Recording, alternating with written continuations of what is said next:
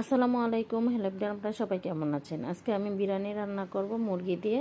তাই প্রথম পেঁয়াজগুলো একটু হালকা ভেজে নিলাম। দারচিনি, এলাচি, তেজপাতা, স্টার এমনকি লং, গোলমরিচ দিয়ে এগুলো নেড়ে চেড়ে নিচ্ছি। তারপর আমি দিয়ে দিলাম আদা বাটা। এটা আদা রসুন বাটা দিচ্ছি। এগুলো এটা হচ্ছে আদা, আর আগেরগুলো আদা রসুনে ছিল, পেঁয়াজ বাটা ছিল। আর এটা দিলাম বাদাম বাটা দিয়ে এটা আমি নেড়ে চেড়ে নিচ্ছি। আর এটা হচ্ছে লবণ, পরিমাণ মতো লবণ দিয়ে দিলাম, কাঁচামরিচ দিয়ে দিলাম। এগুলো নেড়ে চেড়ে আমি দিলাম এবার টক দই দিয়ে দিলাম। এগুলো নেড়ে চেড়ে নিচ্ছি। আসলে বিরিয়ানি রান্নাটা হলো সব কিছু পরিমাণ মতন পড়লে স্বাদ বেড়ে যায়। এটা দিলাম আমি চিনি দিলাম, পরিমাণ মতন চিনি দিলাম, দিয়ে আমি এগুলো এখন নেড়ে নিচ্ছি।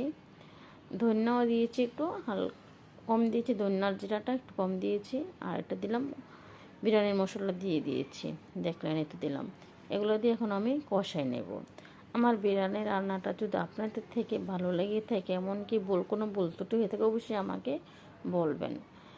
রান্নাটা যদি ভালো লেগে থাকে লাইক, কমেন্ট, শেয়ার। মাংসগুলো সিদ্ধ হয়ে গেছে, এই জন্য আমি উঠে নিচ্ছি, কারণ আমি কলা চালটা দিয়ে দিব। এই জন্য মাংসগুলো উঠে নিলাম। আর এখন আমি আড়ঙ্গে দুধ নিয়েছি 500, এই দুধটা দিয়ে দিব। এই দুধটা দিয়ে আমি পানিও দিব। এই মগটা দিয়ে আমি চাল মেপেছি 1 কেজি, তো এটা দিয়ে আমি দিয়ে দিলাম। এই যে দেখেন কি সুন্দর উত্তরাণ এসেছে। আসলে বাদাম আর দিলে, দুধ দিলে খেতে অনেক মজা হয়। তাই আমি চালগুলো দিয়ে দিলাম।